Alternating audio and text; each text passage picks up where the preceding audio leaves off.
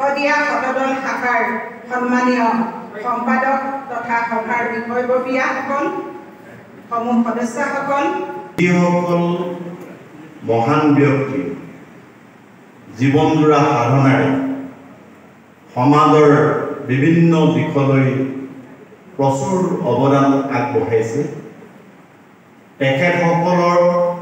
তেখেতসকল জীয়াই থাকোঁতে এখন অভিনন্দন গ্ৰন্থ প্ৰকাশ কৰি ওলোৱাটো এটা অত্যন্ত সুখবৰ বুলি ক'ব লাগিব। কাৰণ সমাজৰ কিমান মানুহে তেখেতক ভাল পায়, কিমান মানুহে স্বীকৃতি দিছে, সেই কথাটো এই অভিনন্দন গ্ৰন্থখনৰ দ্বাৰা সামাজিকভাৱে লিখিতভাৱে এটা স্বীকৃতি পাব। মোৰ দেউতাৰ মুখখন দেখিলে মই নিজৰ দেউতালৈ মোৰ মনত পৰে। সৰুৰে পৰা মোৰ জন্ম হোৱা আগৰে পৰা দেউতাৰ লগত আমাৰ নিজৰ দেউতাৰ মোৰ সম্পৰ্ক আছিলে। তেখেতৰ পাতেৰে পথিক হ'ব বিচাৰোঁ। সাম্প্ৰতিক সময়ত প্ৰায় দেখা গৈছে সামাজিকভাৱে দায়বদ্ধ হোৱা যুৱক যুৱতী বা নৱপ্ৰজন্ম বা ব্যক্তি বিশেষ প্ৰায় নোহোৱা হৈছে। আত্মকেন্দ্ৰিক হোৱাৰ বিপৰীতে আমাৰ ভগৱতী শৰ্মা ডাঙৰীয়াৰ দৰে আমি একোজন ব্যক্তি জন্ম দিছোঁ আমাৰ এই অসম মূলকত। মই অনুষ্ঠানটো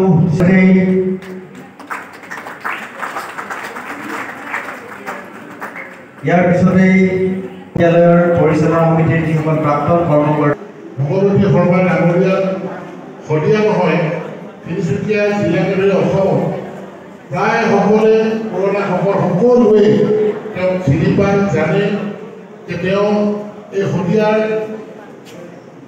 বিষয়ে শদিয়াখনক যিটো সময়ে শদিয়াৰ অৱস্থাটো কি ধৰণে আছিলে আমি সকলোৱে জানো যে ইয়াত ভগৱতী শৰ্মা ডাঙৰীয়াৰ এই শদিয়াখনৰ উত্থানৰ ক্ষেত্ৰত তেওঁৰ যি অৱদান আমি সকলোৱে জানো।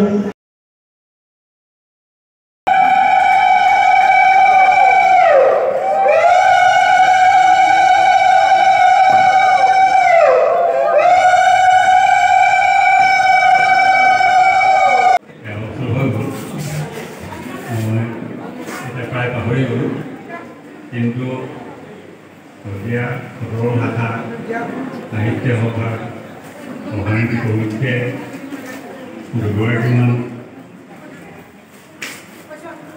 বিষয়ববী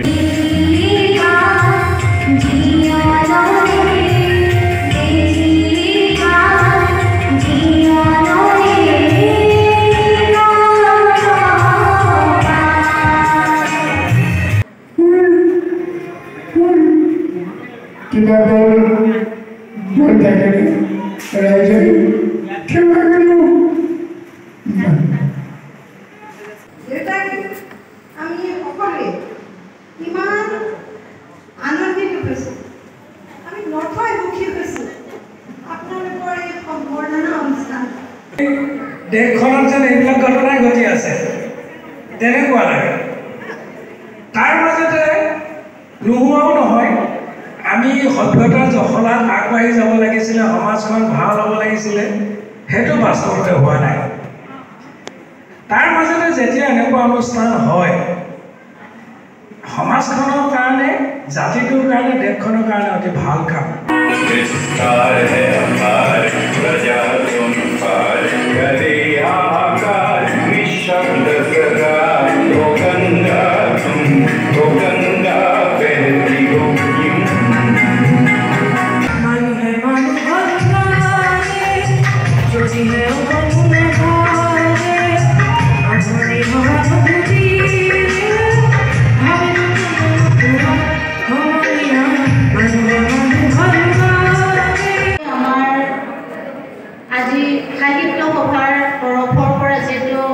অভিনন্দন তেখেতলৈ জ্ঞাপন কৰিছে।